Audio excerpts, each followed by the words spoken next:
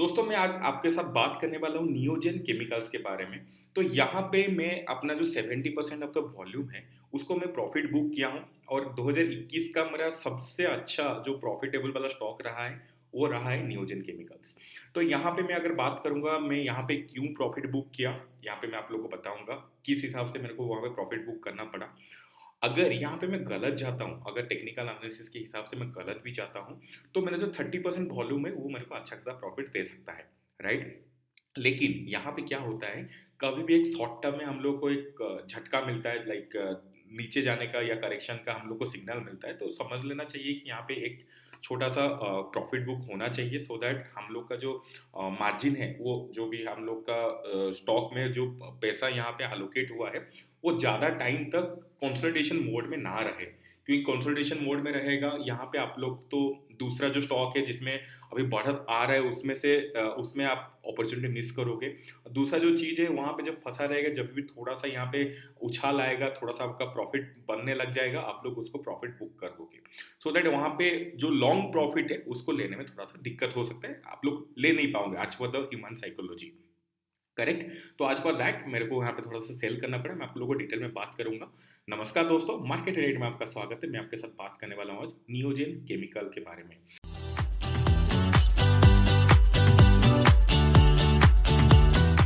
तो आप लोग को जैसे पता है कि नियोजन केमिकल जो है, वो ब्रोमीन का एक मास्टर है, मैन्युफैक्चरर है।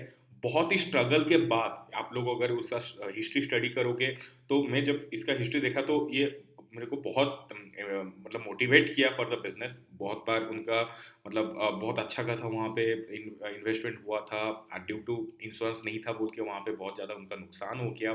फिर 15 साल के बाद अपना कंपनी खड़ा करना, it's need so much patience, right? So यहाँ पे ये एक हम लोग को टीचिंग मिलता है। तो ये कंपनी में मेरा स्टेक होना, जितना भी छोटा हो सके, यहाँ पे स्टेक होना एक बहुत ही बड़ी बात है।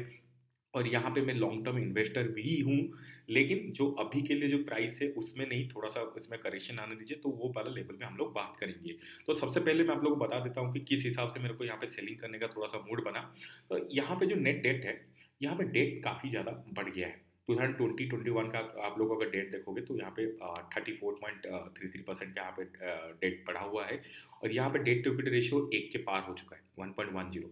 हाँ, ये आप लोग बोल सकते हो कि भाई ये 2020 और 2021 का बात था। तो अभी तो 2021-2022 का चल रहा है यहाँ पे फाइनेंशियल ईयर। तो यहाँ पे मेरे को उतना नहीं लगा कि यहाँ पे उतना घट सकता है, प्रॉफिट मेकिंग कंपनी है। लेकिन यहाँ पे आप लोग देखोगे कि इसका जो मैक्सिमम जो रेवेन्यू आया हुआ है, वो आपका एग्रो केमिकल से आया हुआ है और फार्मा सेक्टर से आया हुआ है। लगभग 85% का यहाँ पे रेवेन्यू आया हुआ है। तो उस हिसाब से यहाँ पे ऑलरेडी हम लोग जो भी प्रॉफिट है, वहाँ पे हम लोग ले चुके हैं। और अगर आप लोग देखोगे कि यहाँ पे डोमेस्टिक मार्केट में यहाँ पे 53.21% के हिसाब से यहाँ पे उसका रेवेन्यू बिजनेस ऑपरेशन से आ रहा है और एक्सपोर्ट से यहाँ पे 46.79% के हिसाब से आ रहा है। तो यहाँ पे डोमेस्टिक मार्केट में थोड़ा-सा अभी जिस हिसाब से काम चल रहा है, थोड़ा-सा यहाँ पे हम लोग का मार्केट में थोड़ा-सा गिरावट आ सकता है, जैसे कि आप लोग को ऑलरेडी पता चल गया होगा, थोड़ा-सा करेक्शन तो आया हुआ है। चाहे मिड कैप की बात करो, चाहे लार्ज कैप में बात करो, ओके? तो यहाँ पे अगर मैं बात करूँगा इसका कंप्लीट फाइनेंशियल की, तो यहाँ पे आप लोग को दिख जाएगा कि जो लास्ट 3 साल का कैश फ्लो दिखेगा आपको -139 करोड़ का और लास्ट 5 साल में अगर दिखेगा कि -172 करोड़ का। तो कैश फ्लो कंपनी का थोड़ा-सा नेगेटिव चल रहा है, तो ये मेरे को एक लगा कि हाँ, इसमें थोड़ा-सा हम लोग को नीचे जाना चाहिए, थोड़ा-सा प्रॉफिट बुक करना चाहिए। और दूसरी बात है, डेट टू इक्विटी रेशियो 1.37 तक पहुँच गया है। एक से ज़्यादा अगर डेट टू इक्विटी रेशियो रहता है, तो मेरा मेरा इन्वेस्टमेंट का थोड़ा-सा मूड गड़बड़ा जाता है, तो यहाँ पे मैं थोड़ा-सा नीचे चला आता हूँ, ओके? तो यहाँ पे मैं बात करूँगा अगर क्वार्टर के हिसाब से, ओके? तो क्वार्टर के हिसाब से अगर मैं बात करूँगा, तो इसमें अच्छा खासा प्रॉफिट आप लोग को दिख जाएगा। 9 जो कि मार्च 2021 में था, जून में आपको लोग का 7 करोड़ का प्रॉफिट था और यहाँ पे 11 करोड़ का प्रॉफिट था। तो आज पर दिस प्रॉफिट मार्जिन अगर देखा जाए, तो अभी जो 1600-1700 रुपए का यहाँ पे ट्रेड कर रहा है, थोड़ा काफ़ी ओवर वैल्यूड हो गया है, राइट? तो इसके हिसाब से मेरे को थोड़ा-सा यहाँ पे सेल करना मेरे को करेक्ट। और बाकी अगर मैं बात करूंगा यहाँ पे आरओसी की, आरओसी काफ़ी तबड़तोड़ है, 16.8% का है। और रिटर्न ऑन इक्विटी की बात किया जाए तो 18.5% का आप लोग को दिख जाएगा। करेक्ट। और डिविडेंड यील्ड, यहाँ पे डिविडेंड बहुत कम है, मतलब 0.14% के हिसाब से है। तो यहाँ पे बाकी के हिसाब से अगर देखा जाए तो यहाँ पे प्लेस परसेंट कम्प्लीटली जीरो है। प्रोमोटर होल्डिंग ये थोड़ा सा अच्छा है। और हाँ, जो तीसरा चीज़ जो है, मेरे को जो सेलिंग के लिए यहाँ पे फोर्स किया, that is public public share holding pattern. Okay.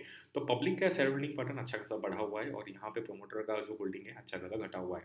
तो लास्ट ईयर का मैं के हिसाब से बात करूँ, 70 से सीधा 64% के हिसाब से तक आ गया है। लेकिन एफ का बात किया जाए तो एफ यहाँ पे अपना जो स्टेक होल्डिंग थोड़ा सा बढ़ाए हुए हैं, that's a good thing. Okay. तो हमेशा सब कुछ गलत होगा या हमेशा सब कुछ सही होगा, तो उसका मतलब थोड़ा सा बायस हो रहा है। तो यहाँ पे थोड़ा बैलेंस्ड है। तो यहाँ पे इसीलिए मैं 30% रखा हूँ, अदरवाइज वो 30% भी मैं सेल कर देता। करेक्ट। अगर मैं बात करूंगा आपका प्रॉफिट लॉस के हिसाब से, अगर ईयर वाइज अगर आप लोग देखोगे तो यहाँ पे अच्छा खासा इंप्रूव हुआ है कंटिन्यूअसली। लाइक अगर आप स्टार्ट करोगे 2010 से, 2 करोड़ से लेके फिर 3, 4, 5, 8, 11, 21, 29, 31, 36 कंटिन्यूअसली ग्रोथ में है। ये एक अच्छी बात है। तो कंटिन्यूअसली कंपनी ग्रोथ कर रहा है, मतलब यहाँ पे जो भी उसका जो लोन है वो अच्छे जगह में इन्वेस्ट कर रहा है, सो दैट यहाँ पे ऐसा नहीं कि लोन करे और यहाँ पे दूसरे जगह में इन्वेस्ट कर दे और जहाँ पे बिजनेस ऑपरेशन से जहाँ से रेवेन्यू आना चाहिए वहाँ से रेवेन्यू नहीं आ रहा है। That's bad thing. Okay. But यहाँ पे आज पर द नियोजन केमिकल्स उतना नहीं हो रहा है। बट कंपनी का जो प्राइस है, जो स्टॉक प्राइस है, किस हिसाब से यहाँ पे मैनिपुलेट होता है, वो हम लोग बात करेंगे टेक्निकल एनालिसिस में। तो सबसे पहले हम लोग चलते हैं इसका जो 1 डे का चार्ट है। तो 1 डे के चार्ट के हिसाब से 5, 8, 8, 13 का चार्ट के हिसाब से यहाँ पे हम लोग को पता चलता है कि ट्रेंड क्या है। तो यहाँ पे अच्छा खासा ग्रोथ आया हुआ था, फिर यहाँ पे एक कंसोलिडेशन आया हुआ है। तो ये जो कंसोलिडेशन का जो ब्रेकआउट है किस तरह हो सकता है वो हम लोग को जानना है। That is your 1 week chart में अगर आप लोग देखोगे तो यहाँ पे इसका जो मूवमेंट है टुवर्ड्स अप है। ओके। अगर 1 मंथ के हिसाब से बात किया जाए तो यहाँ पे भी अप है। करेक्ट। तो यहाँ पे जो हमेशा इसका जो टेंडेंसी होता है वो हमेशा कोशिश करता है कि इसका जो मूविंग एवरेजेस है उसके पास रहने के लिए इसका प्राइस। ओके। तो यहाँ पे अगर मैं बात करूंगा 1644, ये थोड़ा सा ऊपर तक जा चुका है, थोड़ा सा यहाँ पे नीचे आने के लिए कोशिश कर सकता है। बट एज पर 1 मंथ मीन्स 1 मंथ का चार्ट हम लोग देख रहे हैं, मतलब इसके लिए थोड़ा सा टाइम लग सकता है। करेक्ट। ऐसा नहीं कि यहाँ से थोड़ा सा ऊपर नहीं जा सकता है, 1644 जो चल रहा है अभी उससे ऊपर नहीं जा सकता, ऐसा बिल्कुल भी नहीं है, ऊपर जा भी सकता है। लेकिन यहाँ पे थोड़ा सा कंसोलिडेशन मोड में आ सकता है फॉर द लॉन्ग टाइम। अगर जैसे कि आप लोग को मैं बताया कि कंसोलिडेशन अगर लॉन्ग टाइम के लिए चलता है तो वहाँ पे हम लोग को प्रॉफिट अगर हो रहा है वहाँ पे निकल जाना चाहिए। क्योंकि हम लोग का जो दूसरा स्टॉक में जो अपॉर्चुनिटी है वहाँ उसको भी ग्राफ करना चाहिए। तीसरा है कि यहाँ पे जब भी हम लोग कुछ भी करते हैं, जैसे कि थोड़ा सा प्रॉफिट आ गया यहाँ पे लंबा टाइम के लिए 1 साल के लिए रख दिए और थोड़ा सा प्रॉफिट आ गया तो हम लोग निकाल देते हैं। तो लॉन्ग टर्म का जो प्रॉफिट है, लॉन्ग प्रॉफिट जो है वो हम लोग ले नहीं पाते। करेक्ट। तो उसके लिए थोड़ा सा यहाँ पे बचना जरूरी है। और यहाँ पे भी आप लोग देखोगे कि 1 वीक के हिसाब से ये जो ब्लू वाला लाइन है जो कि 20 एक्सपोनेंशियल मूविंग एवरेज आज पर 1 वीक दिखा रहा है, तो यहाँ तक थोड़ा सा आने के लिए मेरे को लग रहा है कि थोड़ा सा इसको टच कर सकता है। दैट इज अभी 1358 तो बताना थोड़ा मुश्किल है, तो 1400 तक यहाँ पे आ सकता है, इसकी इसी चार्ट के हिसाब से लग रहा है। तो अगर मैं बात करूँगा इसका जो बोलते हैं कैंडलस्टिक, जो कि हम लोग को बहुत ही अच्छा व्यू देता है, तो आज पर दैट यहाँ पे अगर आप लोग देखोगे कि ग्रीन कैंडल जितना बन रहा है ना उसके साथ थोड़ा सा वॉल्यूम सपोर्ट में नहीं है। हालांकि रेड कैंडल के साथ भी वॉल्यूम सपोर्ट में नहीं है, लेकिन रेड कैंडल उतना लंबा नहीं है। तो आज पर दिस ग्रीन कैंडल एंड ये वाला जो ग्रीन कैंडल बना था 29 तारीख को, तो उसके हिसाब से यहाँ पे थोड़ा सा वॉल्यूम उसको नहीं मिल रहा है, वॉल्यूम सपोर्ट नहीं मिल रहा है। तो उसके हिसाब से थोड़ा सा यहाँ पे डाउन आ सकता है। लेकिन इसका जो लॉन्ग टर्म ट्रेंड है आप लोग को दिखेगा ये काफ़ी लंबा है, काफ़ी मतलब 45 डिग्री स्लोप में यहाँ पे अच्छा खासा हो सकता है। और यहाँ पे एक फ्लैग कैंडल बना रहा है, तो as per this flag candle यहाँ पे एक उछाल आ सकता है, ये भी हम लोग को दिख रहा है। बट स्टिल हम लोग को एक वेट एंड वॉच करना चाहिए, यहाँ पे थोड़ा सा करेक्शन और आना चाहिए। जैसे कि मैं आप लोगों को बताया 1400 के आसपास का जब भी लेवल आएगा मैं वहाँ पे बाई करना चाहूँगा। अगर यहाँ पे ब्रेकआउट होता है, अच्छा खासा ब्रेकआउट होता है, तब भी मैं बाई करना चाहूँगा। लेकिन इसके लिए मैं जो लॉन्ग टर्म का जो इन्वेस्टमेंट है 30% ही रखा हूँ। अगर यहाँ पे बहुत ज़्यादा उछाल आता है तो यहाँ पे बाकी जो अमाउंट है मैं उसमें ऐड कर सकता हूँ। ओके। तो यहाँ पे उसके बाद मैं बात करूँगा यहाँ पे जो सेल करने का जो टेक्निकल एनालिसिस के हिसाब से, दैट इज़ यहाँ पे हायर हाई और यहाँ पे लोअर हाई बन रहा था, जो कि एक बेयरिश डाइवर्जेंस है। हालांकि ये वाला जो डाइवर्जेंस है उतना शार्पनेस के साथ नहीं है, ये ज़्यादा रिलायबल नहीं है, स्टिल इट एक्ट्स, ये इसी हिसाब से रिएक्ट किया हुआ है। तो आज फॉर दिस रिएक्शन तो मेरे को लगता है कि तो यहाँ पर थोड़ा सा सेल करना जरूरी था। ओके, तो यहाँ पे अगर मैं बात करूँगा स्टोकेस्टिक आरएसआई की, स्टिल यहाँ पे अभी ओवर सोल्ड जोन में है। तो इस ये ओवर सोल्ड जोन में अभी भी रहने के लिए कोशिश करेगा।